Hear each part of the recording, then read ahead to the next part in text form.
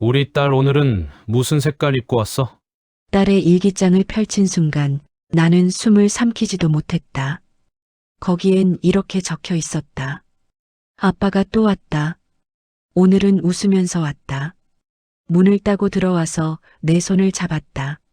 소리내면 엄마한테 무슨 일 생긴다고 했다. 나 이제 더는 못 버틸 것 같아. 그 문장을 읽는 순간 나는 눈앞이 새까매졌다. 그날 밤 나는 전 남편이 사는 곳으로 걸어갔다. 이제 도망치지 않기 위해. 김상숙 48, 딸 김미연 15, 전 남편 지나간 줄 알았던 그림자. 일기장 모든 걸 뒤흔든 종이 한 권. 딸이 집에 들어와 방문을 닫은 뒤 나는 조용히 부엌을 정리하고 있었다. 싱크대 위에 떨어진 물방울 소리가 유난히 크게 들리던 밤이었다. 오늘따라 유난히 피곤했다. 하지만 피곤하다고 주저앉을 순 없었다. 이 집의 모든 흐름은 내가 움직여야 돌아갔다. 설거지를 마치고 거실로 나와 소파에 앉으려는 순간 한쪽에 던져진 미연이의 가방이 눈에 밟혔다. 가방은 입을 벌린 채 축 늘어져 있었다. 지퍼조차 제대로 잠기지 않았다. 또 던져놨네. 상숙은 한숨을 내쉬며 가방을 들어 탁자 위에 올렸다. 학생 가방은 참 많은 걸 품고 있다. 책, 시험지, 간식 포장지, 지우개 가루, 그리고 가끔은 아이의 마음도 함께 들어있다. 그날 밤 나는 그 사실을 뼈저리게 깨닫게 되었다. 가방 안에서 손바닥만 한 낡은 노트가 하나 나왔다. 색이 바래 원래 어떤 색이었는지도 모를 노트. 손때가 잔뜩 묻어 있었고 모서리는 뜯겨 있었다. 그저 버릴까 하고 잠시 고민했지만 손이 멈췄다. 이상했다. 왜 이걸 버릴까 망설이지? 왜 이렇게 마음이 걸리지? 나는 조심스레 노트를 펼쳤다. 첫 장에는 초등학교 때나 볼 법한 둥글고 귀여운 글씨로 짧은 일기가 적혀 있었다. 오늘 급식이 맛있었다. 엄마가 김치볶음밥을 해줘서 좋았다. 친구랑 놀이터에서 놀았다. 별것 아닌 일기였다. 웃음이 났다. 하지만 그 웃음은 몇 장 넘기지 못하고 사라졌다. 글씨체가 달라지기 시작했다. 글자가 조금씩 흔들렸다. 줄에서 벗어났다. 단어의 끝이 갈라지고 획이 급하게 끊겨 있었다. 내 눈썹이 서서히 좁혀졌다. 그리고 어느 페이지부터인가 내용이 바뀌기 시작했다. 오늘은 집에 오는 길이 이상했다. 뒤에서 누가 따라오는 것 같았다. 괜히 무서웠다. 나는 읽으며 그저 사춘기 아이의 과한 감정이라고 넘기려 했다. 그런데 페이지 다음 장부터 반복되는 단어가 있었다. 오늘은 안 왔다. 오늘은 또 왔다. 누가? 무엇이? 나는 노트를 더 고개 숙여 바라봤다. 심장이 기묘하게 빨라졌다. 그리고 마침내 그 글자를 보았다. 아빠가 또 왔다. 머리가 텅 비었다. 손에서 힘이 빠졌다. 그러나 노트를 놓칠 수 없었다. 나는 한 줄 한 줄 마치 피가 식는 기분으로 읽어나갔다. 아빠가 오늘은 웃으면서 왔다. 문을 따고 들어왔다. 내 손을 잡았다. 소리내면 엄마한테 무슨 일 생긴다고 했다. 상숙의 시야가 흔들렸다. 가슴이 아니라 등에서부터 서늘함이 올라왔다. 심장이 땅으로 꺼지는 것 같았다. 이어서 적힌 글은 더 심했다. 아빠는 학교 앞에서도 기다렸다. 친구들이 보면 안 된다고 했다. 나는 그냥 도망쳤다. 오늘도 꿈에서 깨다가 울었다. 엄마한테 말하면 아빠가 혼나서 나 때문에 무서운 일이 생길까봐 입을 닫았다. 그 문장을 보는 순간 내 눈이 번쩍 열렸다. 그리고 마지막 페이지에는 이렇게 적혀 있었다. 아빠가 오늘 또 왔다. 나는 이제 너무 힘들다. 엄마 미안해. 종이가 울어 있었다. 꾹꾹 눌러 쓴 흔적. 글씨 주변의 자국. 마치 글씨가 울고 있는 것처럼 나는 숨을 들이쉬지도 못했다. 집안은 조용한데 머릿속은 천둥처럼 울렸다. 그 남자가 여기까지 왔다고? 이 집까지, 우리 딸 방 앞까지. 10년 동안 나는 어떻게 살아왔나? 도망치듯 이혼하고, 도망치듯 이사 오고, 전화도 바꾸고, 주소도 숨기고. 그런데 그는 다시 우리를 찾아왔다는 건가? 미연은 혼자 이걸 견디고 있었다는 건가? 내가 집에서 밥을 짓고 설거지를 하고 있을 때 딸은 문틈을 바라보며 무서워 떨고 있었다는 건가? 내가 꿈에서도 보기 싫었던 그 남자가 딸에게 손을 댔다고? 내가 도망친 10년이 이 아이의 고통이 되었다고? 그 순간 심장이 터지는 줄 알았다. 나는 노트를 덮었다. 덮는 순간 머릿속이 또렷해졌다. 몸이 먼저 움직였다. 생각보다 분노가 빨랐다. 코트도 제대로 걸치지 못했다. 가방도 챙기지 않았다. 단지 문 손잡이를 잡았다. 딸방의 문을 바라봤다. 조용히 자고 있을 그 얼굴. 얼마나 많은 밤을 혼자 울었을까. 나는 문고리를 조용히 놓고 현관문을 열었다. 겨울밤 공기가 콧속을 찌르며 밀려들었다. 하지만 서늘함이 아니라 내 몸에서 끓어오르는 뜨거움이 모든 것을 집어삼켰다. 그날 밤 나는 걸어 나갔다. 10년 동안 피하고 피했던 그 남자, 그가 사는 그 동네로. 딸의 일기장 마지막 문장을 가슴에 박아 넣은 채 엄마 미안해. 그 글씨가 내 발을 움직였다. 도망치지 않기 위해, 그리고 모든 것을 끝내기 위해. 김상숙은 차가운 겨울밤 공기 속을 걸었다. 숨을 내쉴 때마다 입김이 하얗게 부서졌지만 그것조차 느껴지지 않았다. 마음 안에서 들끓는 뜨거움이 추위를 모두 덮어버리고 있었다. 딸 미연의 일기장. 그 마지막 장의 글씨가 계속 머릿속에서 다시 써지고 다시 읽혀졌다. 아빠가 오늘 또 왔다. 문을 따고 들어왔다. 엄마에게 말하면 무서운 일 생긴다고 했다. 그리고 미안해.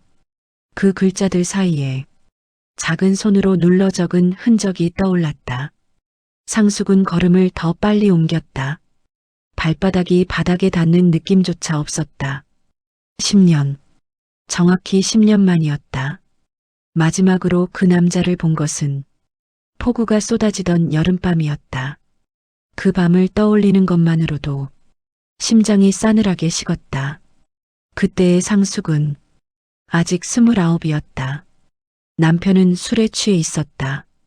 평소에도 술만 마시면 목소리가 커지고 의심이 많아지고 눈이 달라졌다. 그러던 그날은 유난히 이상했다. 집에 들어오자마자 신발도 벗지 않고 미친 듯이 소리를 질렀다. 왜 전화 안 받았냐? 누구 만나고 다니냐? 내가 모르는 사람 있는 거 아니냐? 상숙은 아이를 안고 안방으로 도망치듯 숨어 있었다. 그 남자는 문 앞에서 몇 시간을 서성였고 문을 발로 차고 겨우 잠잠해졌을 때쯤 새벽이었다. 그날 이후 상숙은 결심했다. 이 사람과 더는 살 수 없다. 그리고 온갖 욕설과 협박을 견디며 도망치듯 이혼했다. 미연을 품에 안고 집을 나와 가장 먼 곳으로 도망쳤다. 그런데 그렇게 도망쳤는데 10년이 지났는데 그 남자가 다시 우리를 찾아왔다고? 미연의 학교 앞까지, 문까지 따고 들어왔다고? 그걸 미연은 혼자서 견디고 있었던 거라고? 상숙은 숨을 크게 들이쉬었다.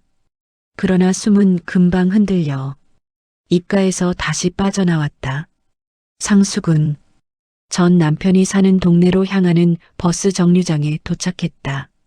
늦은 밤이라 버스는 20분이나 기다려야 했다. 하지만 가만히 서 있을 수 없었다. 발끝에서부터 치밀어 오르는 감정이 몸을 가만두지 않았다. 그래서 결국 걷기 시작했다. 10년 전에도 이 길을 걸었다. 그때는 도망치는 길이었고 오늘은 다시 돌아가는 길이었다. 어둠 속에서 가로등 불빛이 하나씩 스쳐 지나갔다. 상숙의 그림자가 길게 늘어졌다가 줄어들었다가 흔들렸다. 그 그림자는 마치 과거의 자신과 같았다. 도망치던 그림자, 울던 그림자, 숨죽이던 그림자. 하지만 지금의 그림자는 어둡고 단단했다. 걷고 또 걷다 보니 어느새 익숙한 골목이 나타났다. 10년 전 지옥 같았던 그 동네, 좁고 어두운 골목, 사람들끼리 감시하듯 바라보던 창문들, 술집 간판이 삐걱거리던 소리. 상숙은 그 길을 다시 밟고 서 있었다.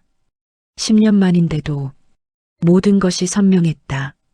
그 남자가 걸어오던 밤길, 술집 앞에서 욕설을 하던 모습, 하루라도 조용한 날이 없던 그 시절, 기억이 그림자처럼 달라붙어 정수리까지 스며들었다. 골목 끝 모퉁이에 도착했을 때 상숙은 잠시 멈췄다. 그 남자의 집은 그곳이었다. 오래된 연립주택. 입구는 어둡고 가로등은 깜빡거리고 계단은 누런 물자국이 말라붙어 있었다. 상숙은 그 계단을 바라보며 천천히 숨을 골랐다. 도망치던 시절 감히 올려다보지도 못했던 그 계단. 오늘은 올라가야 하는 계단. 발걸음을 옮기려는데 갑자기 뒤에서 목소리가 들렸다. 낯선 남자의 목소리였다. 아줌마, 여기 누구 찾으러 왔어요? 상숙은 몸을 굳혔다. 천천히 돌아보자. 동네 주민으로 보이는 남자가 담배를 피우며 서 있었다. 상숙은 조용히 대답했다. 여기 예전에 살던 사람이 있어서요. 남자는 피식 웃었다. 여기 살던 사람은 다 이상했죠. 아, 그 술 많이 마시던 남자? 그 사람이면 아직 있어요. 밤마다 사고 치고 다니는 거 다들 아는데 뭐. 상숙의 심장이 내려앉았다. 이 동네에서도 유명한 사람이 되어 있었다. 남자는 담배 연기를 내뿜으며 덧붙였다. 며칠 전에도 난리 났잖아요. 어린애가 울면서 뛰어나오고 그 인간이 쫓아가고 순경이 와서 말리고. 상숙은 귀를 의심했다. 어린애?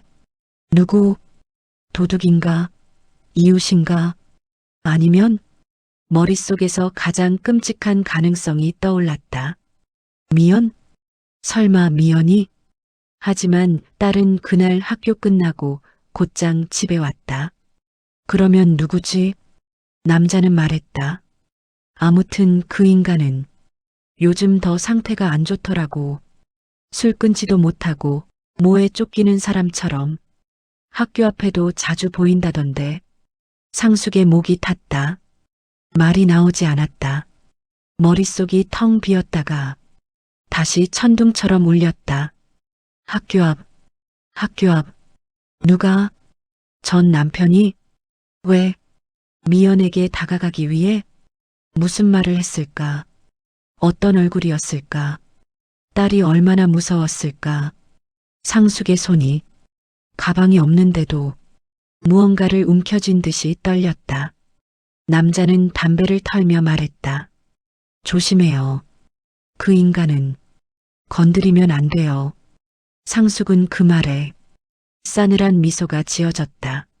아니요. 오늘은 제가 건드리러 왔어요. 남자는 멍한 표정으로 그녀를 바라봤다.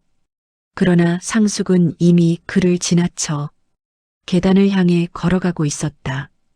계단 척칸에 발을 올려놓는 순간 온몸이 떨렸다. 그 떨림은 두려움이 아니라 피가 끓는 떨림이었다. 상숙은 계단을 한 칸 한 칸 밟고 올라갔다. 다시 그 문 앞에 서기 위해 딸의 일기장 마지막 문장을 가슴에 품고 엄마 미안해. 그 글씨가 상숙의 발걸음을 더 단단히 밟게 만들었다. 김상숙은 계단 척칸 앞에서 잠시 숨을 골랐다. 오래전 이 집에 살 때 이 계단은 매일 오르내리던 길이었다. 장바구니를 들고 올라가던 길, 울면서 뛰어내려오던 길, 아이를 안고 서둘러 내려가야 했던 날도 있었다. 그 모든 기억이 한 번에 밀려왔다. 그러나 오늘은 도망치는 사람이 아니었다. 돌아온 사람이었다. 그리고 끝내러 온 사람이었다. 상숙은 발끝을 조금 더 앞으로 밀었다. 계단 척칸에 발을 올려놓는 순간 오래된 먼지 냄새가 코끝을 찔렀다.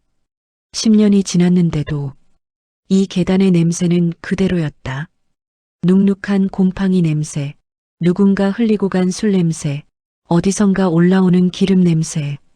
그 냄새가 섞인 공기는 숨이 막히게 답답했다. 하지만 상숙은 한 번도 뒤를 돌아보지 않았다. 한 칸, 또 한 칸. 발걸음은 느렸지만 단단했다. 계단 중간쯤 올랐을 때 오른쪽 벽에 있는 오래된 전기박스가 눈에 들어왔다. 예전에도 자주 보던 것이었다. 전기박스 밑에는 손가락 크기만 한 구멍이 몇 개 뚫려 있었고 그 틈으로 벌레가 기어다니던 모습이 떠올랐다. 어느 날 밤 남편이 술에 취해 난동을 부리던 날이었다. 그날도 이렇게 계단을 뛰어내려갔다. 아이가 놀라 울음을 터뜨려 옆집에서 문이 벌컥 열렸고 할머니가 아이를 잠깐 데려가 줄 테니 밖에서 바람 좀 쐬고 오라고 했다. 그때 상숙은 이 계단 모서리에 엎드려 울었다. 그 울음소리를 전기박스가 그대로 기억하고 있을 것만 같았다.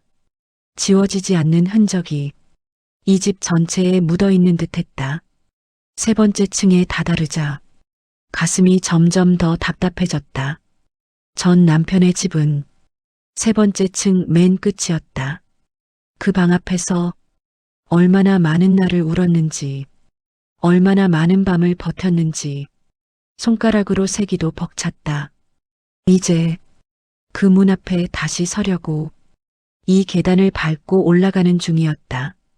바닥에는 누군가 흘린 소주병 조각이 굴러다녀 위태로운 빛을 냈다. 한때 상숙은 그 유리 조각을 밟고 피를 흘리면서도 아프다는 말조차 못하던 사람이었다. 남편의 눈치를 보느라, 얼굴을 살피느라 다른 사람의 기분에 눌려 자기 감정을 말하지 못하던 사람. 지금은 그때와 달랐다. 지금은 딸의 이름이 발걸음을 밀어 올리고 있었다. 김미연. 그 이름이 가슴 깊은 곳에서 작은 불씨처럼 타오르고 있었다. 세 번째 층 끝 복도는 유난히 어두웠다. 가로등 빛이 닿지 않는 곳이라 낮에도 조금은 어두웠는데 밤에는 더 깊게 가라앉아 있었다. 복도 천장에 매달린 작은 전구는 깜빡거리며 빛을 내고 있었다. 빛과 어둠이 번갈아 바닥을 스쳤다. 깜빡 켜졌다가 깜빡 꺼졌다가 그 리듬에 맞춰 상숙의 심장도 조금씩 뛰는 것 같았다. 규칙적인 듯 하면서도 언제 멈출지 모를 불안한 박자였다. 전 남편의 집 앞에 도착했을 때 상숙은 잠시 눈을 감았다. 문 손잡이는 예전에 보던 그대로였다. 싸구려 철 문 손잡이, 손때가 타서 반들반들해진 표면, 사소한 기스와 흠집까지 모두 기억이 났다. 언젠가 이 손잡이를 붙잡고 출근하던 남편을 붙잡으려 했던 기억, 술을 덜 마시라고, 아이에게 좀 더 잘해달라고, 싸우지 말자고 애원하던 기억. 그때 남편은 손을 뿌리치고 등만 보인 채 내려갔다. 그 등짝이 떠오르는 순간 상숙의 속에서 오래된 분노가 다시 들끓었다.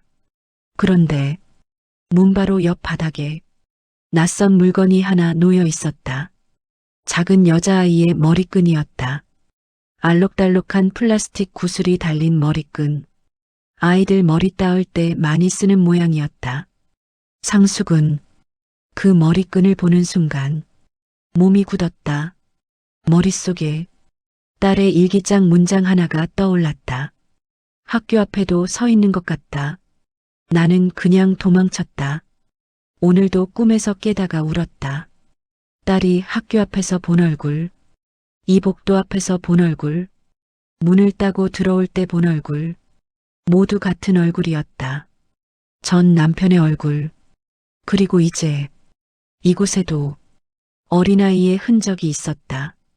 미연의 것일까? 아니면 또 다른 아이일까? 어느 쪽이든 끔찍했다. 아이의 물건이 이 문 앞에 있다는 것 자체가 숨이 막히게 싫었다. 상숙은 천천히 몸을 굽혀 머리끈을 집어들었다. 손바닥에 올려놓고 한참을 바라봤다. 이 작은 물건이 마치 무거운 돌덩이처럼 느껴졌다. 그 순간 복도 끝에서 어떤 웃음소리가 들려왔다. 낮게 깔린 웃음이었다. 술 기운이 섞인 웃음, 혀가 꼬부라진 소리. 상숙은 본능적으로 몸을 굳혔다. 그 웃음소리는 너무 익숙한 소리였다. 보고 싶지 않았던 얼굴이 머릿속에 선명히 떠올랐다. 술에 취해 턱을 들고 웃던 얼굴, 입에서 술 냄새를 풍기며 남을 깔보던 얼굴, 소리를 지르다가 갑자기 비웃던 얼굴, 전 남편이었다. 복도 끝 창가 쪽에서 작은 불빛이 깜빡였다. 누군가 창문 근처에서 담배를 피우고 있는 듯했다. 상숙은 숨소리를 최대한 죽였다. 그가 이쪽으로 오는지 다른 방향으로 가는지 소리를 들어야 했다. 하지만 조금 뒤 웃음소리는 멀어지지 않고 복도에 그대로 머물렀다. 달그락거리는 소리, 쓰레기를 건드리는 소리, 담배꽁초를 바닥에 비비는 소리가 섞여 들려왔다. 아직 내려가지 않았다. 그는 2층 어딘가에 있었다. 상숙은 머리끈을 다시 바닥에 내려놓았다. 굳이 증거를 숨기고 싶지 않았다. 이 머리끈은 언젠가 필요할지도 모른다. 이 집에 아이의 흔적이 있었다는 증거. 그는 아이를 건드리는 사람이라는 흔적. 딸의 일기장, 녹음, 머리끈. 하나하나가 머릿속에서 연결되기 시작했다. 상숙은 천천히 손을 뻗어 문손잡이를 잡았다.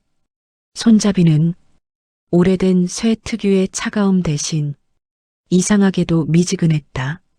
오늘도 여러 번 돌려진 손잡이일 것이다. 술에 취한 손, 욕설을 내뱉던 손, 누군가를 끌어당기던 손. 그 손이 잡았을 손잡이.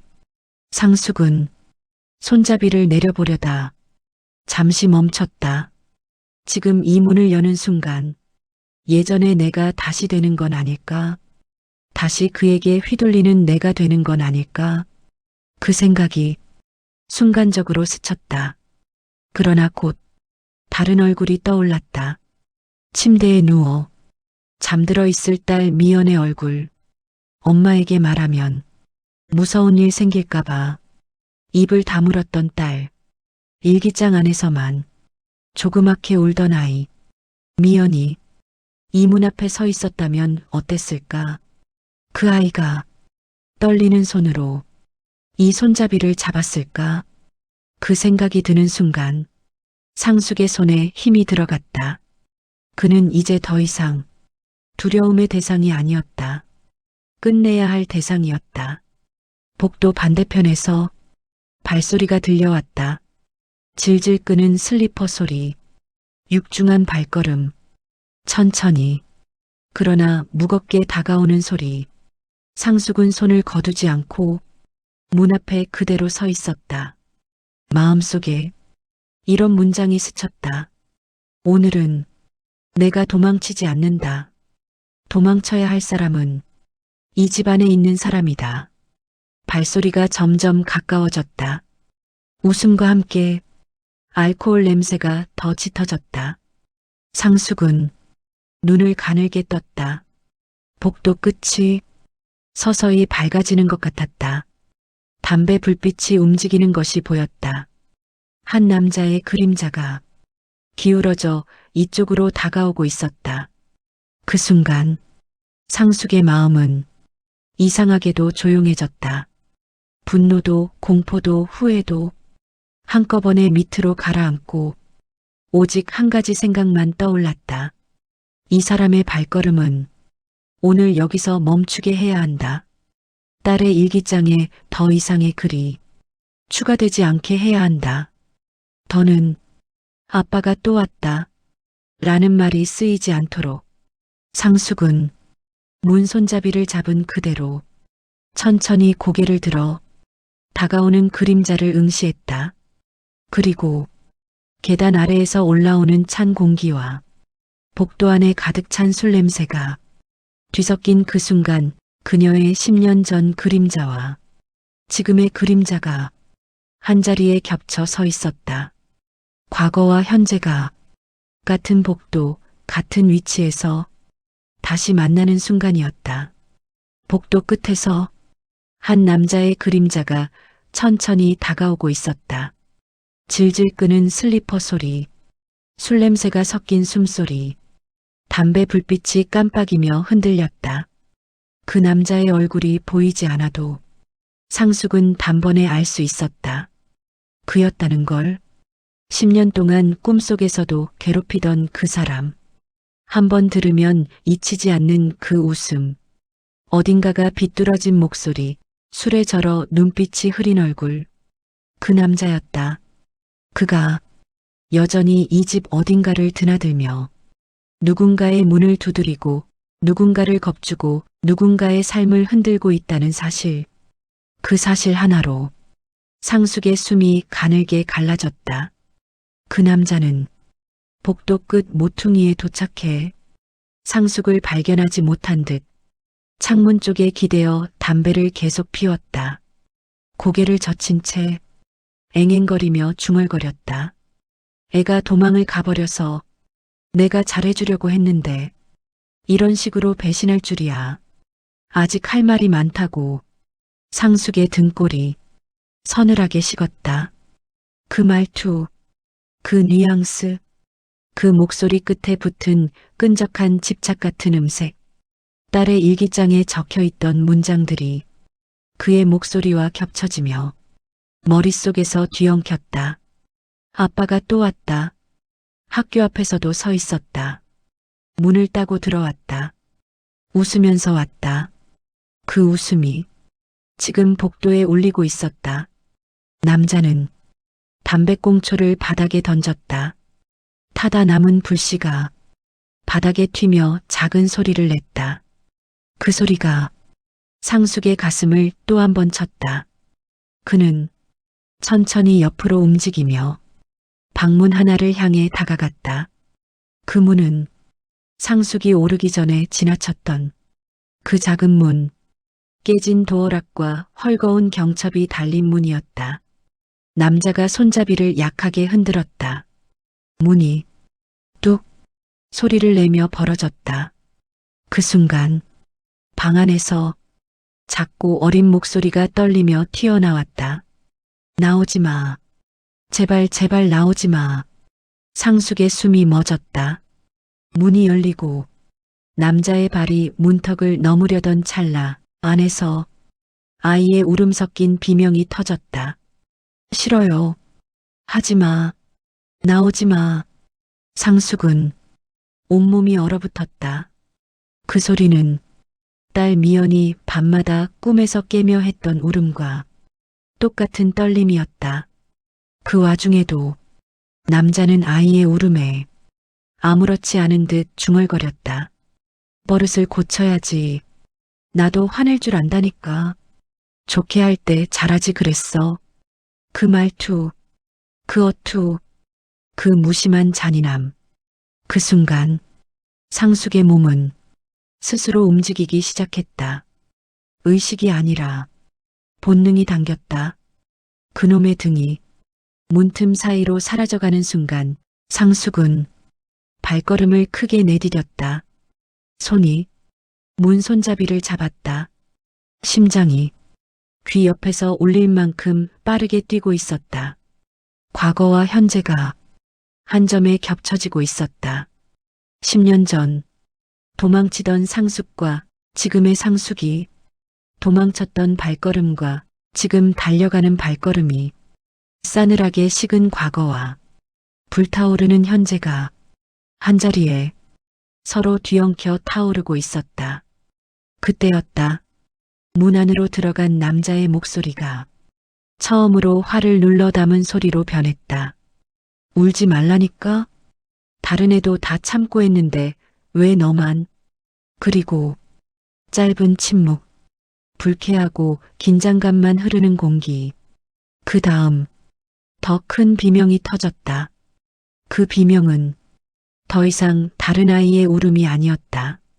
그건 분명 미연이 일기장 마지막 페이지, 그 글씨가 가진 떨림과 똑같은 공포였다.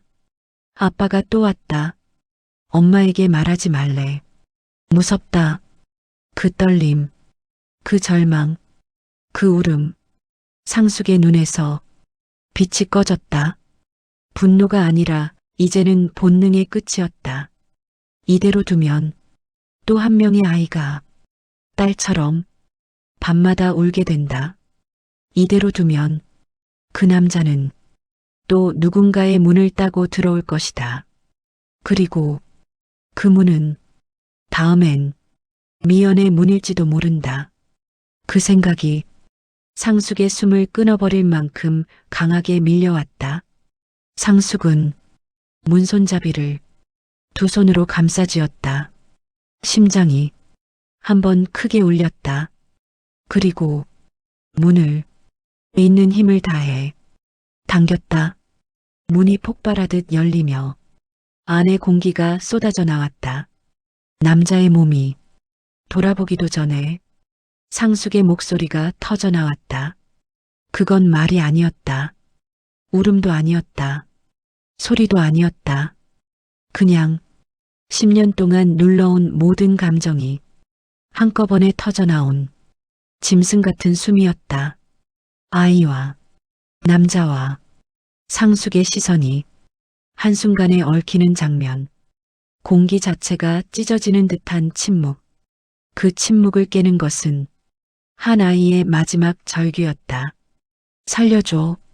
상숙의 발끝에서부터 어떤 뜨거운 감정이 올라왔다. 복수도 미움도 아니다. 단 하나, 딸의 이름이었다. 김미연. 그 이름이 상숙의 몸을 움직였다. 여기서 똑같이 울게 할 순 없다. 여기서 또 다른 아이가 미연처럼 밤마다 울도록 둘 순 없다. 그 남자는 상숙의 얼굴을 보자 술기운이 씹힌 듯한 웃음을 지었다. 너 살아있었네? 그 말이 끝나기도 전 상숙의 표정이 변했다. 과거와는 달랐다. 두려움도 없었다. 눈물도 없었다. 그저 10년 만에 가장 차갑고 단단한 얼굴이 됐다. 이제 도망치는 사람은 내가 아니다. 그 순간까지 모든 것이 조용했다. 방 안 공기가 갑자기 멈춘 듯했다. 문이 벌어지며 찬 복도 공기가 안으로 밀려 들어왔다. 작은 방, 허름한 매트리스, 구겨진 이불, 벽 한쪽은 곰팡이로 얼룩져 있었다. 그 한가운데 초등학교 저학년쯤 되어 보이는 여자아이가 구석에 몸을 웅크리고 앉아 있었다. 눈이 퉁퉁 부어 있었다.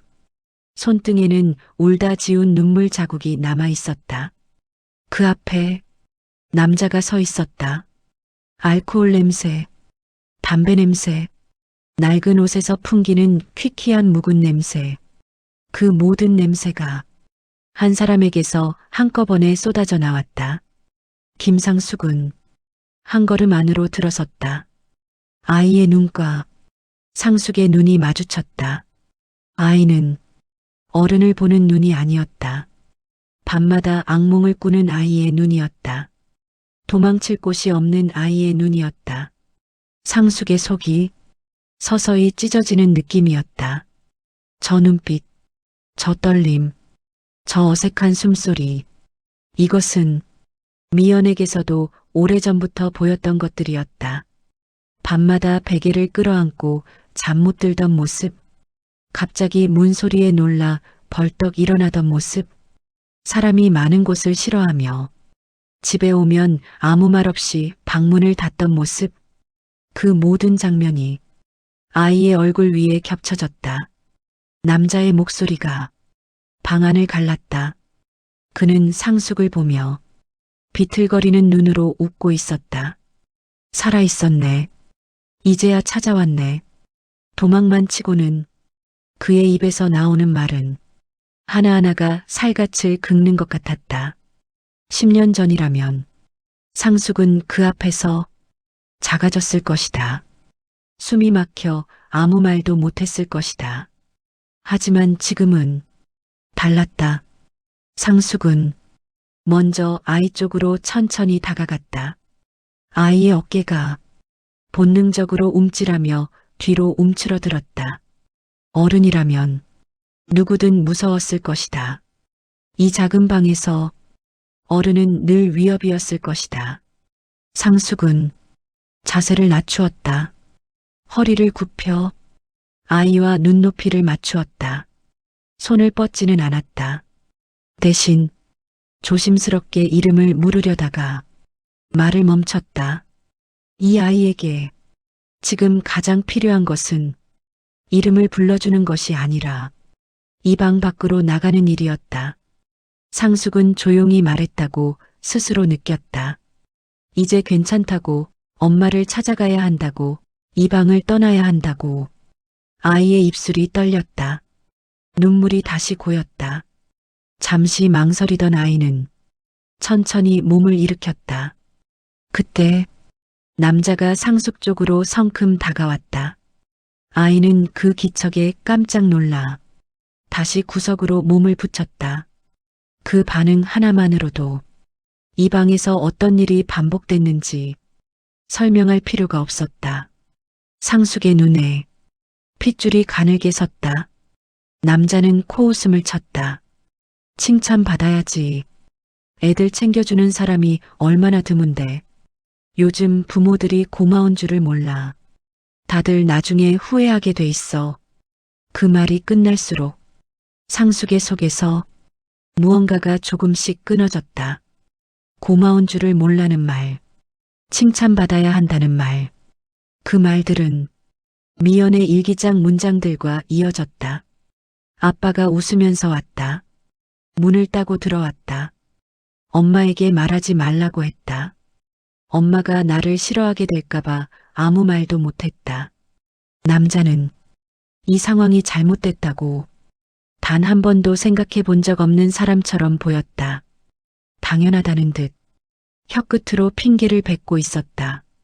그 순간 상숙은 손에 들려있던 핸드폰을 꽉 쥐었다.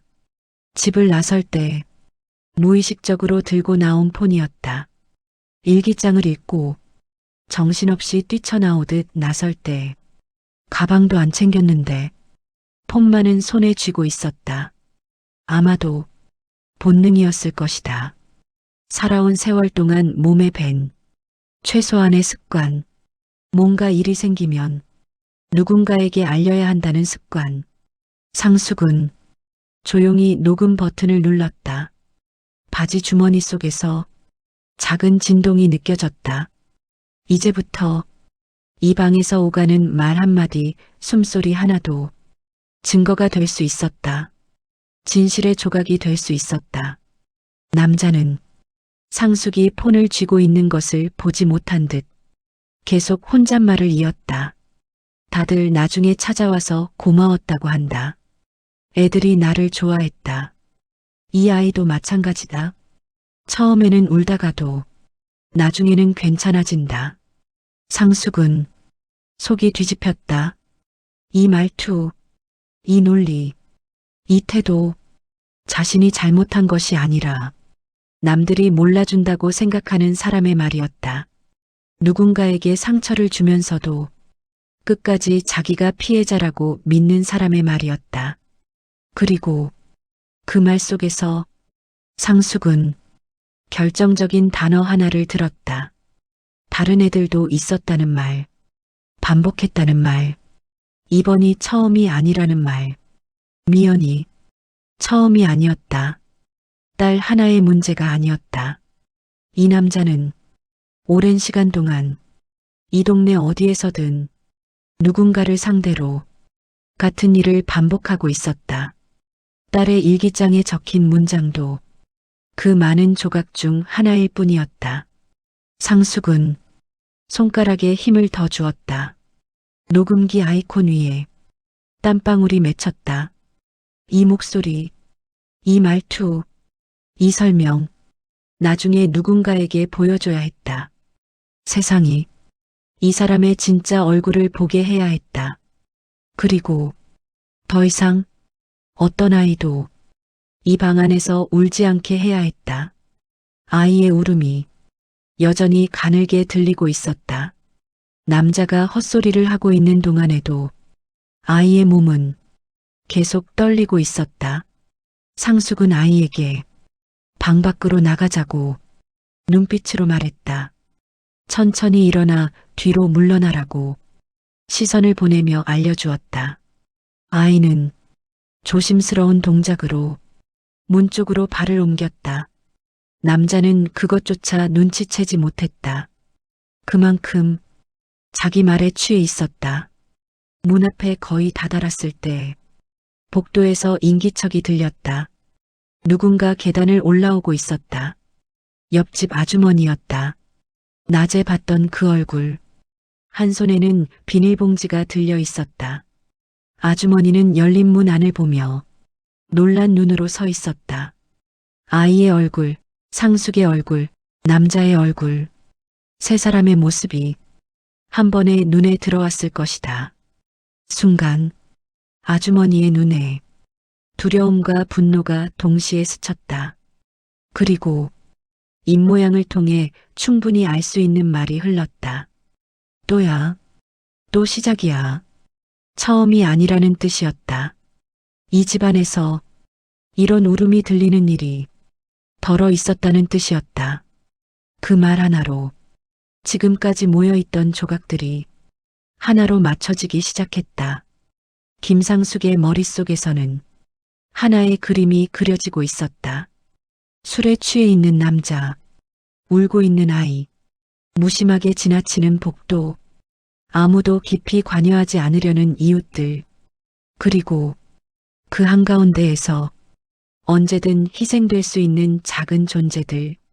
딸 미연도 이 작은 존재 중 한 명이었다. 학교 앞에서 본 얼굴, 문 앞에서 들리는 발소리, 문을 따고 들어온 밤. 그 모든 장면이 이 방의 풍경과 겹쳐졌다. 딸이 일기장에만 울음을 적어넣고 입을 다문 이유도 이제 조금은 알 것 같았다. 이런 사람은 단순히 화를 내는 정도로는 멈추지 않는다. 조금이라도 위협을 느끼면 더욱 날뛰고 더욱 잔인해지고 더욱 끈질기게 달라붙는다. 딸은 그걸 알고 있었다. 15살짜리 아이가 어른보다 먼저 그 공포의 모양을 알고 있었다. 그래서 엄마를 지키고 싶었을 것이다. 자기 입 하나만 다물면 엄마는 몰라도 된다고 생각했을 것이다. 그러나 결국 견디지 못해 일기장 마지막 페이지에서 움켜쥐고 있던 고백을 터뜨린 것이다. 엄마 미안해. 그 한 줄에는 이 모든 상황의 무게가 담겨 있었다. 남자가 드디어 상숙에게 눈길을 돌렸다. 술에 취한 눈동자가 천천히 또렷해지는 듯했다. 그는 상숙을 위아래로 훑어보며 낯익은 듯한 웃음을 지었다. 내가 왜 여기 있냐는 듯한 표정. 아직도 자기가 우위에 있다고 믿는 표정. 상숙은 단 한 걸음도 물러서지 않았다. 과거의 상숙이라면 그 눈빛 앞에서 얼굴을 숙이고 말았을 것이다. 하지만 지금은 다른 눈으로 그를 똑바로 바라보고 있었다. 예전에는 남편으로 봤다.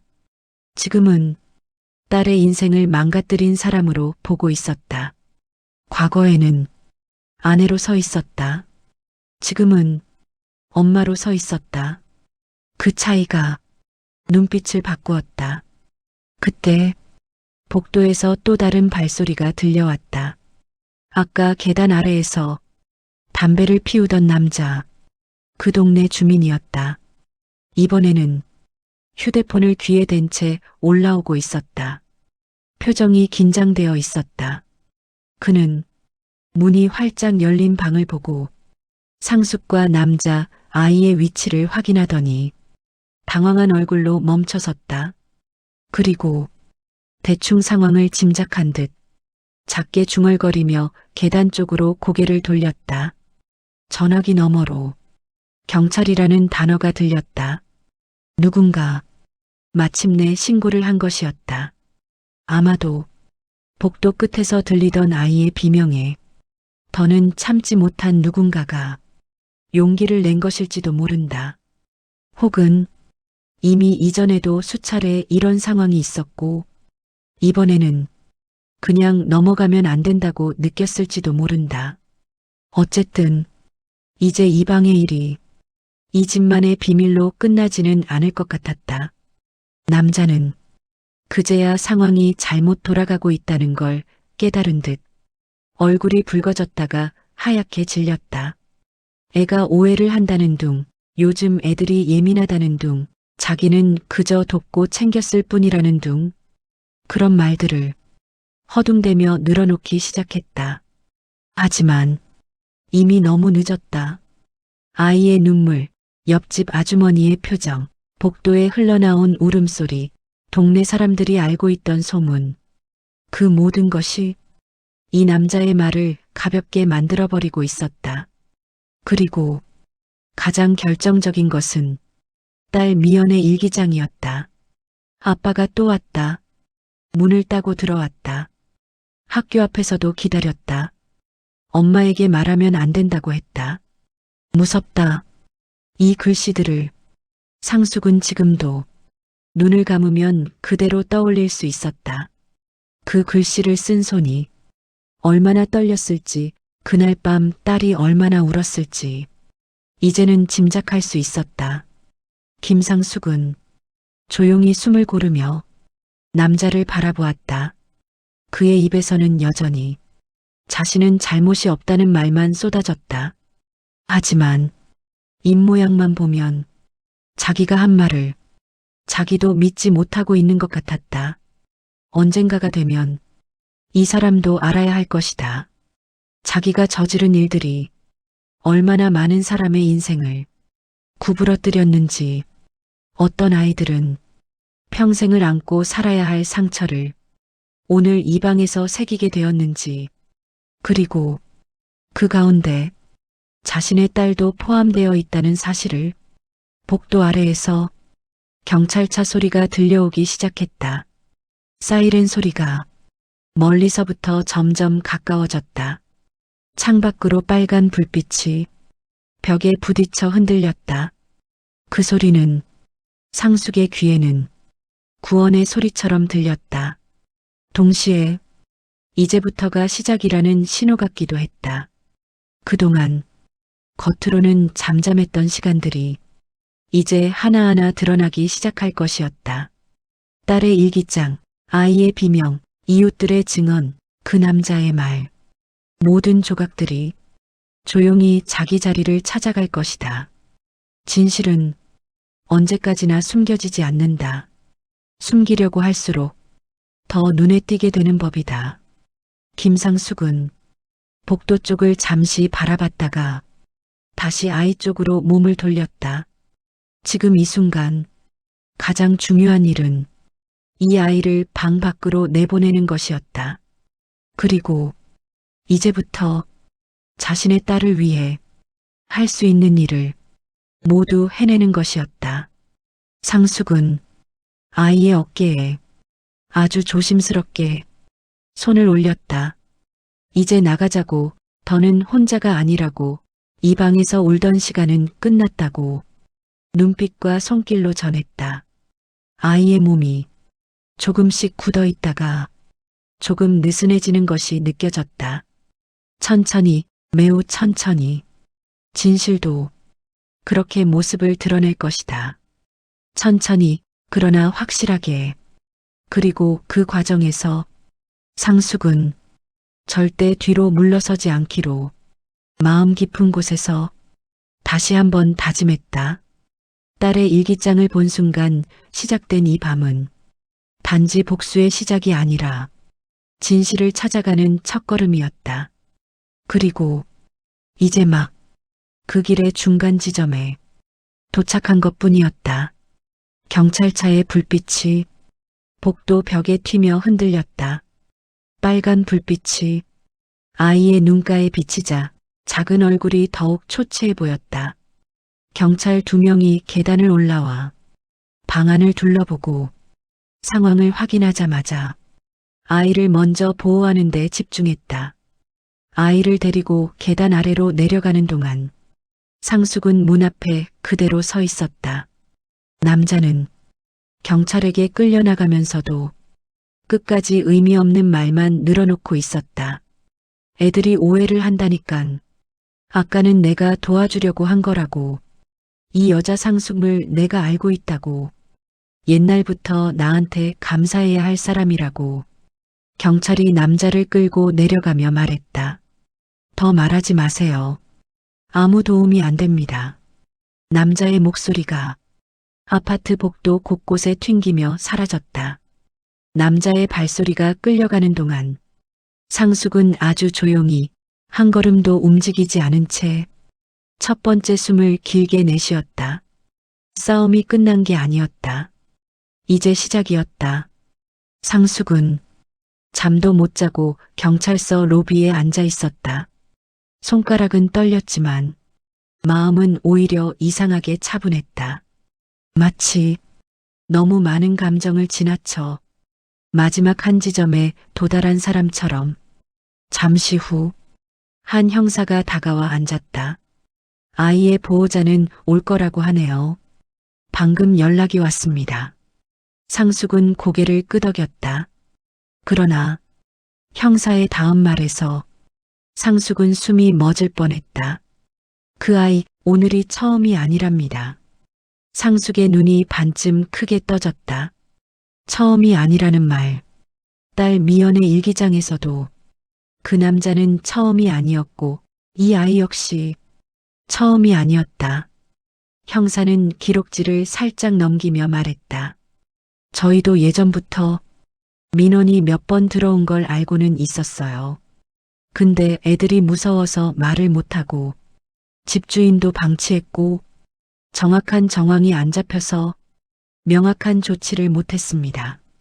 그 말은 이 남자의 그림자가 이 동네 아이들 위에 오랫동안 드리워져 있었다는 뜻이었다. 딸의 공포도 아이들의 공포도 이 동네에선 이미 오래된 습관적인 비명이었던 것이다. 상숙의 속에서 뜨거운 것이 천천히 올라왔다. 정말 세상이 이렇게 무너져 있었나? 딸이 이런 세상 한복판에서 혼자 견뎠다는 말인가? 밤이 깊어 상담실 한쪽에서 문이 열렸다. 미연이 학교 교복 위에 패딩을 걸친 채 작게 걸어 들어왔다.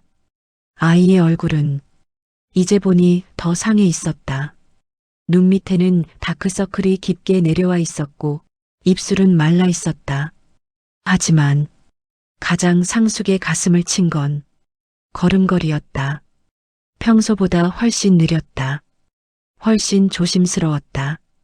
마치 바람만 불어도 쓰러질 것 같은 몸짓. 상숙은 자리에서 벌떡 일어났다. 미연이라고 부르려 했지만 입술이 떨려 이름이 제대로 나오지 않았다. 딸이 천천히 고개를 들었다. 엄마. 그 한마디, 그 조용한 목소리, 그 작은 부름 하나에 10년의 상처와 오늘의 공포와 그동안 말하지 못했던 모든 것이 한꺼번에 실려 있었다. 상숙은 미연을 꼭 끌어안았다. 딸은 짧게 버티는 듯 하더니 갑자기 무너져 내려 상숙의 품에서 크게 울기 시작했다. 울음이 말로 변해 흘러나왔다. 엄마, 그 사람이 또 학교 앞에 있었어. 계속 나를 보고 있었어. 상숙의 등줄기로 차가운 것이 쭉 내려갔다. 그 남자가 학교 앞에 서성였던 건 단순한 우연이 아니었다. 몇 분 동안 울던 미연은 조금씩 숨을 가다듬었다. 경찰 상담관이 부드러운 목소리로 물었다. 왜 엄마에게 말하지 못했을까? 잠시 침묵. 그리고 미연이 조용히 고개를 숙였다. 딸의 어깨가 사라질 듯 작아 보였다. 한참 만에 딸의 입에서 굳어있던 진실이 풀리기 시작했다. 엄마가 상처받을까봐, 엄마가 또 그 사람 때문에 무너질까봐, 나 때문에 엄마가 울까봐. 상숙의 가슴이 순간 찢어지는 듯 아팠다. 지나간 남편 때문에 울던 자신의 모습이 딸에게 평생의 두려움으로 박혀 있었다는 뜻이었다. 조용히 울던 딸이 입술을 깨물며 말을 이었다. 그리고 그 사람이 그랬어. 그 사람이 엄마한테 무서운 일 생긴다고 했어. 그 말이 일기의 그 문장이었다. 엄마에게 말하면 무서운 일 생긴다고 했다. 그 문장은 딸이 단순히 겁을 먹은 말이 아니었다. 진짜였다. 그리고 그 엄마가 바로 김상숙 자신이었다. 상숙의 전 남편은 딸을 두려움으로 채우기 위해 상숙을 인질처럼 이용한 것이었다. 10년 전에도 그랬다. 이혼 직전 남편은 상숙에게 늘 말했다. 말 잘 들으면 나는 너도 아이도 안 건드린다. 하지만 말 안 들으면 나도 모르게 무슨 짓을 할지 모른다. 그 말들을 딸도 듣고 있었다는 뜻이었다. 엄마에게 말하는 순간 엄마가 다친다는 생각. 그게 딸의 입을 봉한 것이었다. 경찰이 잠시 자리를 비우자 상숙은 조심스레 미연에게 물었다. 미연아, 일기장에 왜 마지막 부분만 글씨가 그렇게 떨렸어? 딸은 순간 움찔했다. 손가락을 모아쥐며 시선을 피했다. 뭐가 남아서 무서워서 그것만 쓴 거야. 상숙은 딸의 두 손을 잡고 천천히 말했다. 엄마한테 뭐든 말해도 돼. 그제야 미연의 입술이 아주 천천히 열렸다. 엄마, 그날 그 사람이 문을 열었어. 여기까진 일기장에 적은 내용이었다. 그러나 딸의 다음 말은 일기장 어디에도 없었다. 그리고 문을 열고 내 방 안에 있었어. 상숙의 숨이 완전히 막혔다. 기억이 순간적으로 블랙아웃되는 것 같았다. 미연은 더 조그만 목소리로 말했다. 나는 문 뒤에 숨어 있었고 그 사람이 눈물이 딸의 두 뺨을 타고 떨어졌다. 말을 잇지 못하는 딸, 숨이 꼬여 나오는 소리. 상숙은 손을 떨면서도 딸의 등을 쓰다듬었다. 그러나 심장이 두 번, 세 번 크게 떨어지는 듯이 아파왔다. 그리고 미연이 마지막으로 남긴 말. 엄마, 그날 문 앞에 서 있던 그 사람이 오늘 그 집에도 있었어. 그 순간 상숙의 소름이 뒷목부터 척추 끝까지 번졌다. 딸이 문 뒤에서 본 얼굴, 오늘 그 집 안에서 본 남자의 얼굴 같았다. 즉, 딸에게 계속 접근하던 그 얼굴은 오늘 방 안의 그 남자였다. 그리고 오늘 그 남자가 그 아이에게 하려던 일은 딸에게도 이미 시도했을 가능성이 있었다. 일기장보다 훨씬 더 위험한 일이 딸 근처에서 벌어지고 있었다. 딸이 이야기를 털어놓는 동안 상숙의 손은 한 번도 멈춰진 적이 없었다. 마치 미연이 깨지기 쉬운 유리 조각처럼 느껴져서 계속 손으로 감싸고 있어야만 하는 것처럼. 그리고 이제 상숙은 확신했다. 딸이 말한 일기장 마지막 한 줄, 엄마 미안해. 그 말은 엄마에게 죄책감을 느낀 게 아니라 엄마에게 말하면 엄마가 다칠까봐 마지막까지 숨기던 아이가 끝내 무너져 쓴 문장이었다. 경찰관이 돌아와 말했다. 오늘 건은 분명한 증거와 진술이 있어 바로 조치가 들어갈 겁니다. 하지만 그게 전부가 아니었다. 형사는 말을 덧붙였다. 혹시 따님이 겪은 일도 자세히 확인해야 합니다. 비슷한 시기에 비슷한 장소에서 있었던 일들을 다 조사해야 해요. 상숙의 목이 천천히 굳었다. 딸의 일기장에 쓰인 말들, 문 앞에서 들었던 발소리, 학교 앞의 그림자, 문을 따고 들어온 밤, 그 모든 조각들이 이제 하나로 이어지기 시작했다. 오늘 일은 시작이었다. 딸이 말하지 못했던 모든 상처, 아이들이 울어야만 했던 모든 방, 수년간 감춰져 있었던 진실. 이제 그 진실이 세상 위로 드러나려 하고 있었다. 그리고 그 진실을 직접 끌어올릴 사람은 김상숙, 바로 그녀 자신이었다. 경찰서에서 집으로 돌아온 시간은 새벽을 지나 아침에 가까운 시각이었다.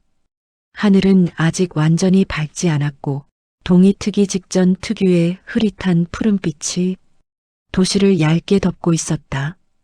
버스 창문 밖으로 스쳐 지나가는 가로등들, 빈 골목, 문 닫힌 가게들, 그걸 바라보는 동안 김상숙의 머릿속은 온갖 생각들로 뒤섞여 있었다.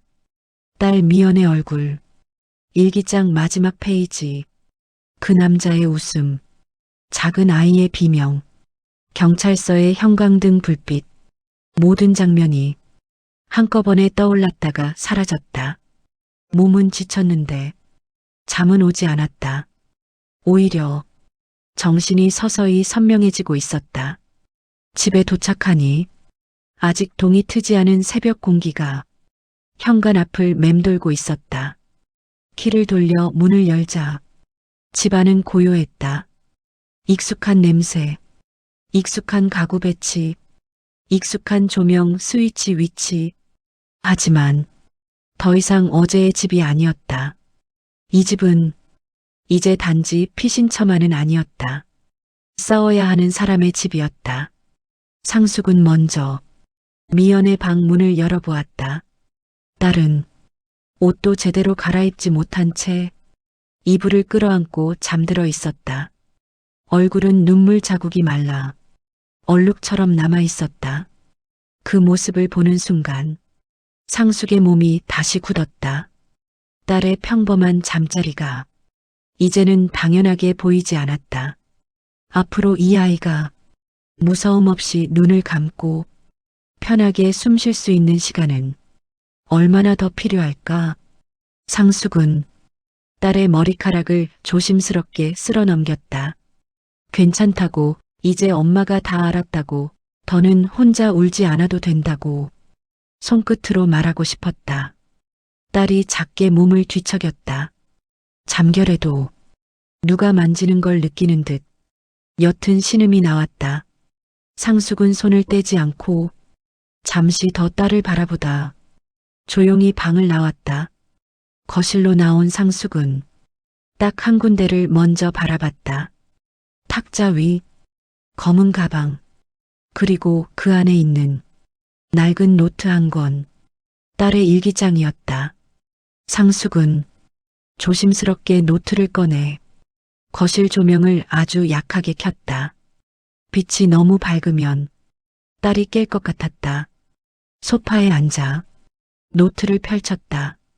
이미 여러 번 읽은 페이지. 그런데 읽을 때마다 새로운 상처가 보이는 것 같았다. 아빠가 또 왔다. 문을 열라고 했다. 학교 앞에도 있었다. 소리내면 엄마에게 무서운 일 생긴다고 했다. 엄마 미안해. 손가락 끝이 글씨를 따라 움직였다. 이 일기장은 그저 과거의 기록이 아니었다. 증거였다. 이 아이가 얼마나 긴 시간, 어떤 공포 속에서 살았는지 보여주는 증거. 그리고 이 남자가 얼마나 오랫동안 똑같은 짓을 반복해왔는지 보여주는 증거. 상숙은 노트를 덮으며 마음속으로 하나를 다짐했다. 이제부터 내가 할 일은 이 증거를 모으는 것이다. 이 남자를 다시는 우리 눈앞에 서지 못하게 만드는 것. 그게 엄마로서 딸에게 줄 수 있는 마지막 책임이었다. 아침이 완전히 밝아올 무렵 주전자에서 물 끓는 소리가 났다. 상숙은 따뜻한 차 한 잔을 따르고 미연의 방문을 살짝 두드렸다. 미연, 엄마야. 잠시 후 문이 조금 열렸다. 딸의 눈은 밤새 울어서인지 여전히 빨갛게 부어 있었다. 엄마를 보자 잠깐 미안함이 스치듯 지나갔다. 상숙은 그 미안함의 표정을 다시는 보지 않기로 마음먹었다. 잘못한 건 이 아이가 아니었다. 상숙은 딸을 식탁에 앉히고 따뜻한 차를 앞에 밀어두며 말했다. 우리 천천히 얘기하자. 꾸짖지 않았다. 다그치지도 않았다. 하나하나 딸의 이야기를 들어야 했다. 그게 첫 번째 증거였다. 딸의 기억, 딸의 고백, 딸의 두려움. 이 모든 것이 가장 중요했다. 미연은 처음에는 말을 아꼈다. 말을 꺼낼 때마다 눈물이 먼저 나왔다. 하지만 조금씩 숨을 고르며 조각난 기억들을 꺼내기 시작했다. 처음 그 남자를 본 날, 학교 앞 가로등 아래에서 기다리고 있던 어른의 그림자. 처음에는 동네 아저씨인 줄 알았다고 했다. 한 번, 두 번, 세 번 계속 보이다가 어느 날은 갑자기 뒤에서 이름을 불렀다고 했다. 엄마가 얘기해 준 적 없는 예전 동네 얘기, 지워버리려 했던 과거의 동네 이름. 그 남자는 그걸 알고 있었다. 그러면서 말했다. 나는 내 아빠다. 미연은 그 말을 듣는 순간 몸이 얼어붙었다고 했다. 사진으로만 본 얼굴, 기억 속에서 이미 지우려 했던 얼굴, 그 얼굴이 갑자기 눈앞에 나타난 것이다. 그날 이후로 학교 마치는 시간이 지옥이 되었다. 학교 문 앞에 서 있는 그림자, 버스 정류장 뒤편에서 숨어 지켜보는 눈, 가끔은 그냥 지나치기도 했다. 하지만 그날만은 집 근처까진 따라왔다. 그날을 떠올리는 순간 미연의 손이 심하게 떨렸다. 그 사람 우리 집 문 앞까지 왔어. 그래서 엄마가 집에 없는 날 문을 억지로. 딸의 목소리가 거기서 끊겼다. 더 이상 묻지 않아도 얼마든지 상상이 갔다. 중요한 건 그날 있었던 일을 하나하나 끄집어내는 것만이 아니었다. 이 기억들이 얼마나 길게 반복되었는지 알아야 했다. 언제부터, 어디까지, 얼마나 자주. 그게 증거의 틀이었다. 상숙은 딸의 말을 조심스럽게 받아 적었다. 종이에, 머릿속에, 그리고 마음속에. 딸의 이야기를 들은 뒤 상숙은 시계를 보고 자리에서 일어났다. 지금 움직이면 학교에 연락하기에 아주 적당한 시간이었다. 상숙은 학교로 전화를 걸었다. 조심스럽게 상황을 이야기했다. 너무 자극적인 말은 쓰지 않았지만 그동안 있었던 일들은 빼놓지 않고 말하려 했다. 상담교사는 깊은 한숨을 내쉬며 말했다. 사실 미연이가 얼마 전부터 집중을 잘 못했습니다. 수업 시간에도 놀라는 모습이 자주 보였고 복도 소리에 예민하게 반응했어요. 그 말은 딸의 불안이 이미 학교에서도 조금씩 드러나고 있었다는 뜻이었다. 하지만 아이들은 잘 숨긴다. 선생님도 그저 사춘기, 시험 스트레스, 친구 문제라고 생각했을 수 있다. 상숙은 물었다. 학교 앞 CCTV나 정문 근처 영상 같은 거 볼 수 있을까요? 상담교사는 잠시 망설이다가 말했다. 절차가 필요하긴 하지만 경찰과 함께 오시면 조회를 요청할 수는 있습니다. 그래, 그게 필요했다. 딸의 기억만으로도 충분히 믿을 수 있지만 세상은 때때로 눈에 보이는 증거를 더 믿는다. 상숙은 다시 경찰서로 전화를 걸었다. 딸이 말해준 날짜, 기간, 시간대, 그 모든 것을 말하며 학교와 협조해달라고 부탁했다. 형사의 목소리는 전보다 더 진지해져 있었다. 네, CCTV 확보해 보겠습니다. 학교 주변, 버스 정류장, 집 근처까지 가능한 한 다 찾아보죠. 상숙은 고개를 숙여 인사라도 하듯 감사를 전했다. 전화를 끊고 나서야 손이 떨리는 걸 느꼈다. 다음으로 상숙이 떠올린 사람은 어제 그 방 앞에서 마주친 옆집 아주머니였다. 남자의 행동을 여러 번 지켜본 사람, 아이의 울음을 가까이에서 들었던 사람, 그리고 어제 또야 라고 입모양으로 말하던 사람. 그 사람의 기억은 중요한 증거가 될 수 있었다. 상숙은 다시 그 연립주택으로 향했다. 낯선 동네지만 이제는 도망칠 필요가 없는 동네였다. 계단을 오르며 어제의 냄새가 다시 느껴졌다. 하지만 느낌이 달랐다.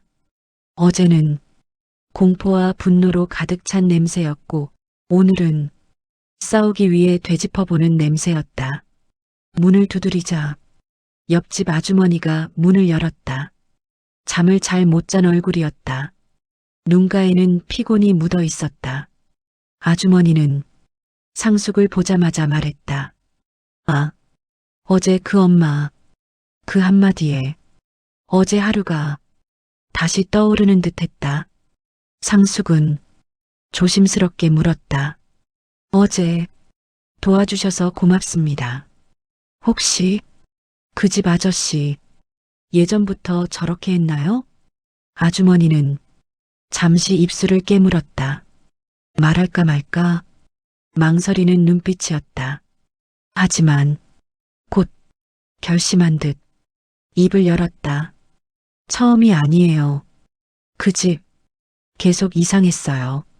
아이들이 자주 울었고 밤마다 소리가 나고 누가 문을 세게 치는 소리가 들리고 여러 번 관리실에도 말이 갔지만 별다른 조치가 없었다고 했다. 아주머니는 자기가 알고 있는 소소한 정보들을 꺼내 놓았다.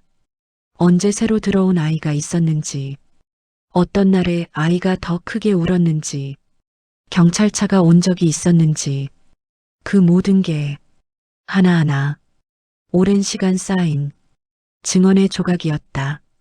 상숙은 그 이야기를 들으며 또 마음속으로 정리했다. 날짜, 상황, 소리, 아이들의 반응. 언젠가 이 모든 조각들이 하나의 방향을 가리킬 것이다. 마지막으로 가장 역겨웠지만 중요한 증거가 있었다. 바로 그 남자의 목소리. 어제 방 안에서 그가 했던 말, 자기가 해온 일을 아무렇지 않게 떠들던 말, 다른 애들도 좋다고 했다. 자기는 도와준 것뿐이다. 부모들이 오해한다. 애들도 나중엔 고마워한다. 그 말들이 고스란히 담긴 녹음 파일. 상숙은 휴대폰을 꺼내 녹음 목록을 열었다. 파일 이름은 날짜와 시간으로 표시되어 있었다. 재생 버튼을 눌렀다. 잠시 후 알고 있는 목소리가 흘러나왔다. 술 섞인 숨소리, 혀 짧은 말투, 근거 없는 자신감. 그 속에 그 남자의 진짜 얼굴이 모두 담겨 있었다. 무의식 중에 자기가 한 일을 인정하는 말, 자기가 했던 일을 얼마나 아무렇지 않게 생각하는지 보여주는 말. 이 녹음은 딸의 일기장과 함께 결정적인 증거가 될 수 있었다. 상숙은 녹음 파일을 백업해 두었다. 혹시 모를 일을 대비해 클라우드에도 올리고 메신저로 친한 후배에게도 보냈다. 언젠가 법정에서 이 파일이 재생될 날이 올지도 몰랐다. 그날 이 목소리가 얼마나 많은 아이들을 울렸는지 세상이 알게 될 것이다. 집으로 돌아오는 길, 상숙은 놀라운 사실 하나를 깨달았다. 어제 그 방 앞에서 문을 열기 전까지 자기는 늘 도망치는 사람이었다. 결혼 생활 동안에도, 이혼을 준비하던 동안에도, 이사를 다닐 때도 늘 피하는 쪽이었다. 부딪히지 않기 위해, 싸우지 않기 위해, 더 큰일이 나지 않게 하기 위해, 그게 살아남는 길이라고 믿었다. 하지만 딸의 일기장을 본 순간 모든 것이 뒤집혔다. 피하면 피할수록 그 사람은 더 대담해졌다. 숨으면 숨을수록 그 사람은 더 깊이 파고들었다. 입을 다물수록 그 사람의 목소리는 더 커졌다. 이제 알게 되었다. 도망치는 것만으로는 아무것도 끝나지 않는다는 사실을. 끝내려면 증거를 모아야 했다. 보여줘야 했다. 들려줘야 했다. 버티고 서 있어야 했다. 그래서 오늘 하루 동안 상숙은 움직였다. 딸의 말을 들었고, 학교에 연락했고, 경찰과 상의했고, 이웃의 증언을 얻었고, 녹음을 정리했다. 이제 준비가 끝나고 있었다. 저녁 무렵 거실에 앉아 있는 상숙 앞에 미연이 조심스럽게 다가왔다. 엄마. 상숙이 고개를 들었다. 응, 미연아. 딸이 말했다. 엄마, 나 오늘 조금 덜 무서웠어. 그 한마디에 상숙의 눈가가 젖었다. 아직 끝난 건 아니었다. 하지만 딸이 조금이라도 덜 무서운 하루를 보냈다는 것, 그 사실 하나만으로도 상숙은 오늘 하루의 일이 헛되지 않았다고 느꼈다. 그리고 마음속으로 다시 다짐했다. 이제부터는 미연이의 일기장에 아빠가 또 왔다 라는 문장이 아니라 엄마가 나를 지켜줬다 라는 문장이 쓰이게 하겠다고. 경찰서 상담실 창문 너머로 해가 조금씩 넘어가고 있었다. 땅거미가 깔리기 직전에 붉은 빛이 책상 위의 서류들을 희미하게 물들였다. 그 빛 속에서 딸 미연은 두 손을 무릎 위에 꼭 모은 채 작게 몸을 웅크리고 앉아 있었다. 말을 꺼낼 준비를 하는 사람이 보이는 그런 모습. 김상숙은 딸의 옆자리에 앉아 손등에 살짝 손을 포개 올렸다. 안 해도 괜찮다. 지금 말하지 않아도 괜찮다. 내가 준비되는 만큼만 하면 된다. 그런 마음이 조용히 전달되길 바라며 경찰 상담관이 부드럽게 물었다. 미연아, 엄마가 밖에 잠시 있어도 괜찮을까? 미연은 순간적으로 눈이 흔들렸다. 아니, 엄마 있어. 상숙은 그 말 한마디에 가슴이 묶이는 느낌이 들었다. 딸이 그동안 얼마나 혼자였는지, 얼마나 오래 겁에 질려 있었는지 그 작은 대답 하나만으로도 한눈에 보였다. 그래서 그 자리에 함께 앉아 있었다. 미연은 숨을 길게 들이마신 뒤 아주 작은 목소리로 입을 열었다. 처음은 기억이 잘 안 나. 그 말은 상숙의 심장을 서서히 내려앉게 했다. 처음이라는 단어, 아주 오래전부터 딸이 겁을 느끼기 시작했다는 뜻이었다.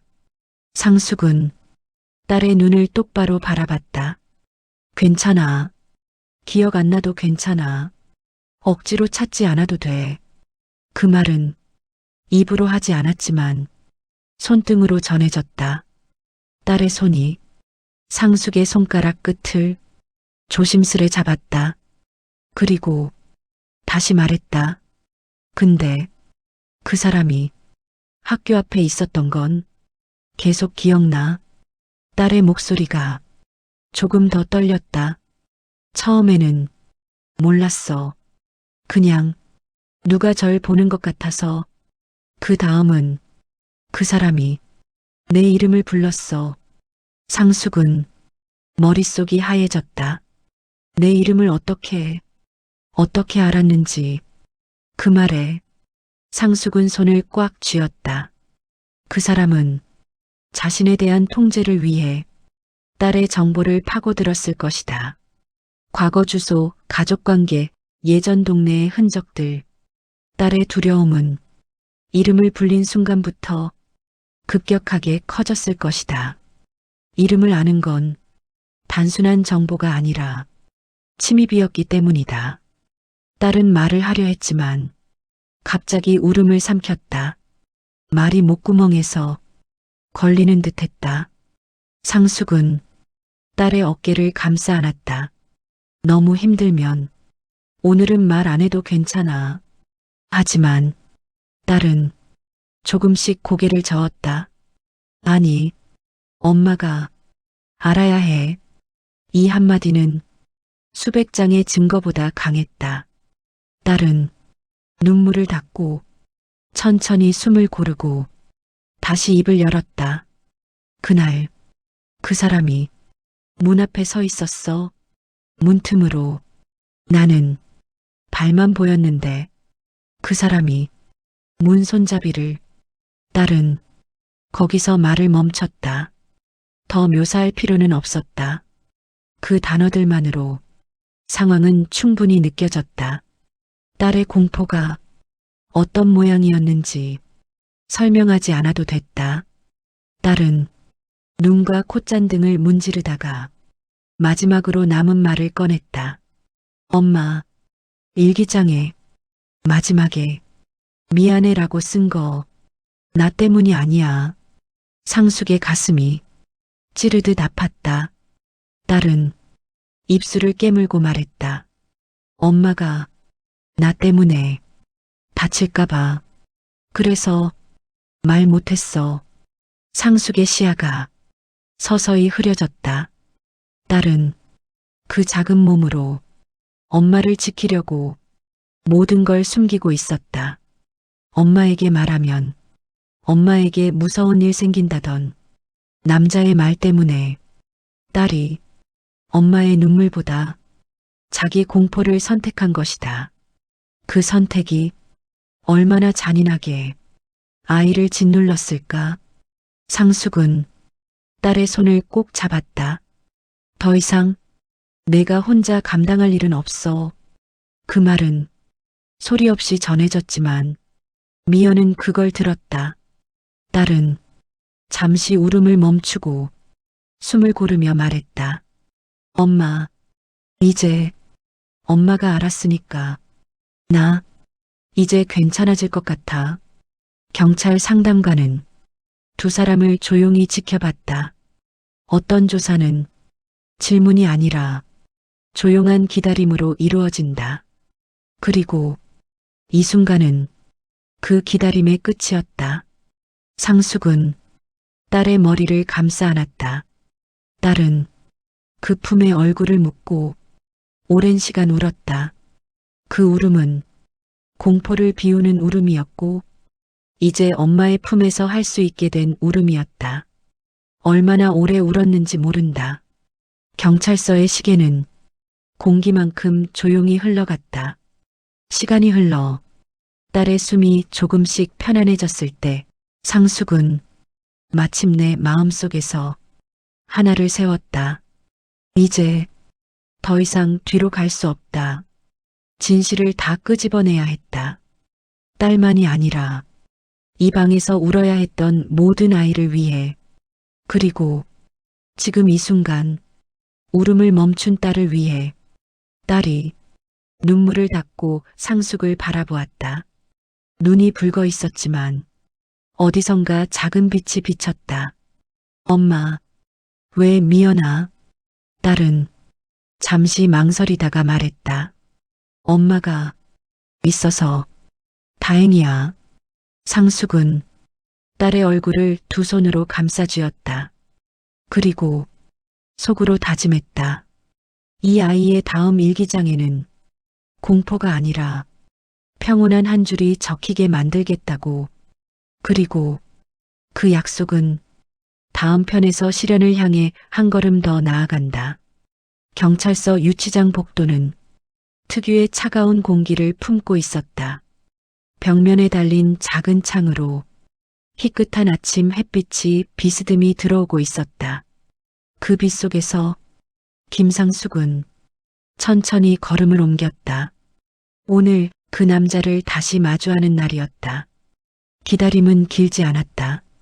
의미 없는 생각들로 하루의 절반이 흐른 듯 했지만 실제로는 몇 시간에 불과했다. 그러나 그 몇 시간이 10년보다 더 길게 느껴졌다. 철문 앞에서 경찰이 말했다. 준비되셨어요?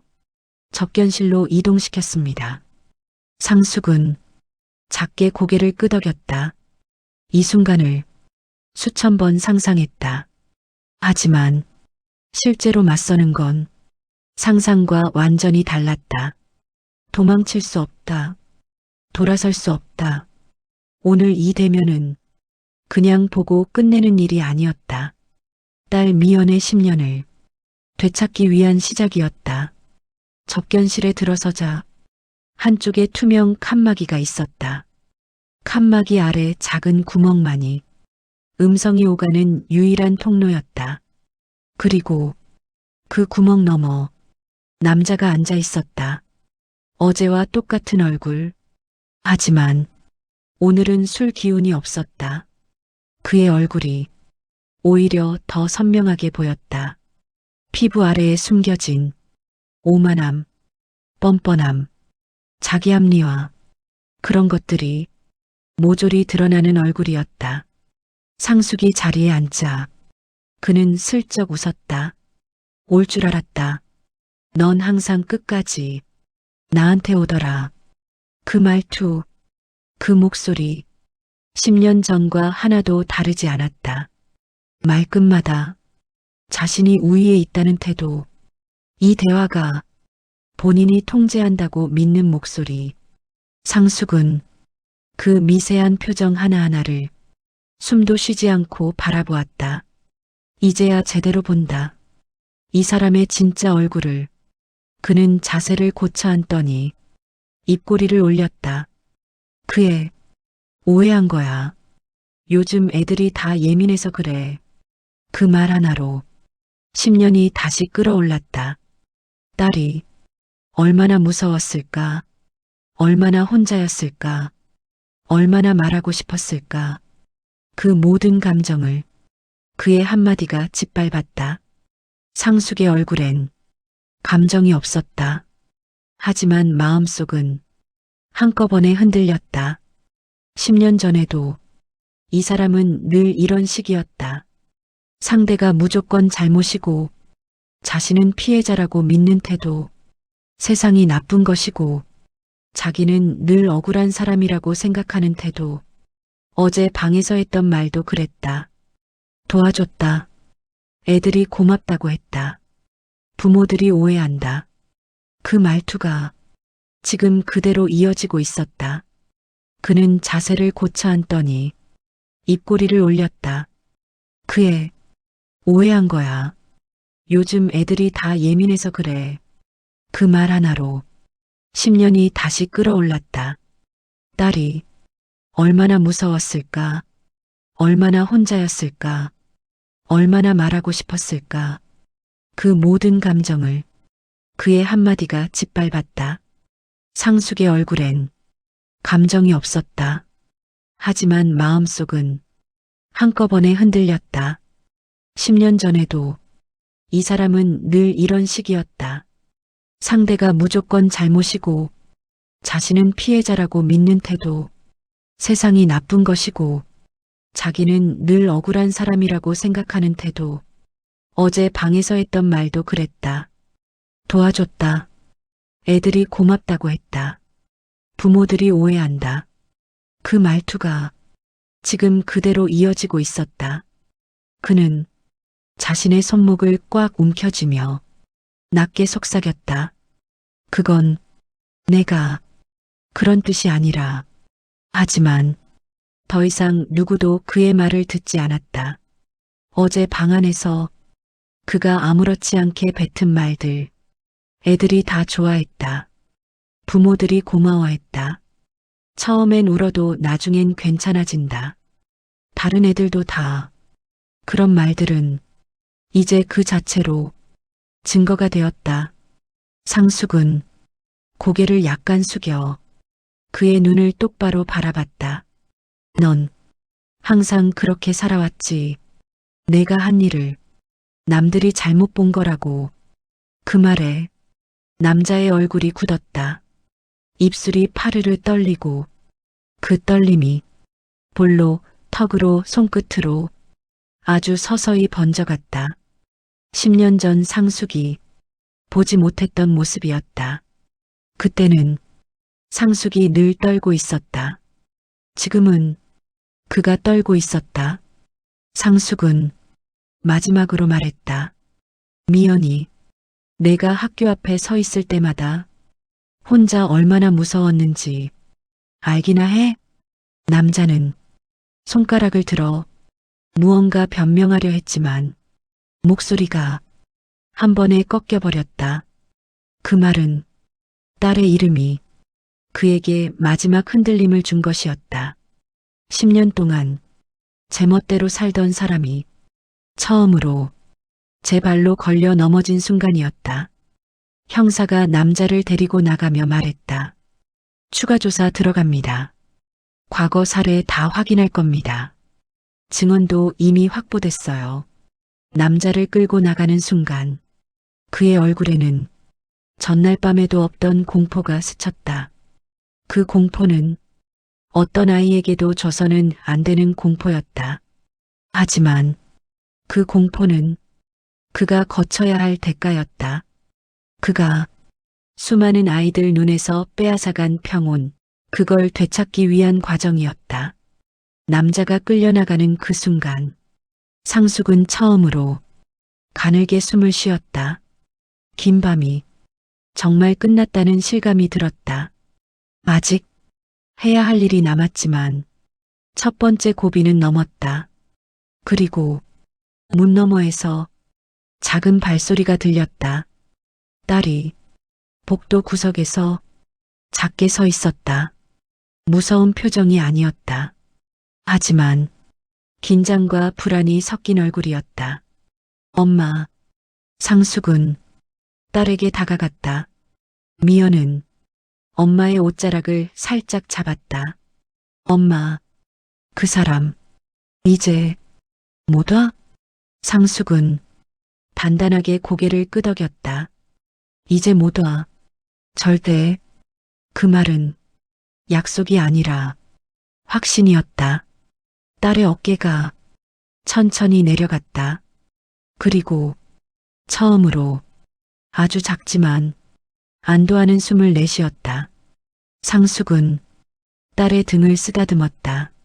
이제 우리 쪽에서 끝낼 차례라는 듯이 경찰서 문을 나서며 차가운 바람이 불어왔다.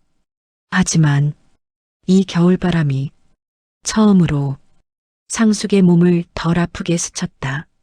이제 도망가는 사람이 아니었다. 딸을 지키는 사람이었다. 그리고 그 겨울바람 속에서 상숙은 딸에게 말했다. 이제 시작이야, 미연아. 딸은 고개를 끄덕였다. 엄마는 도망치는 사람이 아니라 싸우는 사람이 되었다. 경찰서를 나와 집으로 돌아온 밤 김상숙과 미연은 잠을 이루지 못했다. 몸은 무거웠지만 마음은 너무 많은 생각으로 가득 차 있었기 때문이다. 어쩌면 10년 동안 쌓였던 불안과 공포가 오늘에서야 터져나왔기 때문일지도 몰랐다. 경찰서를 나와 집으로 돌아온 밤 김상숙과 미연은 잠을 이루지 못했다.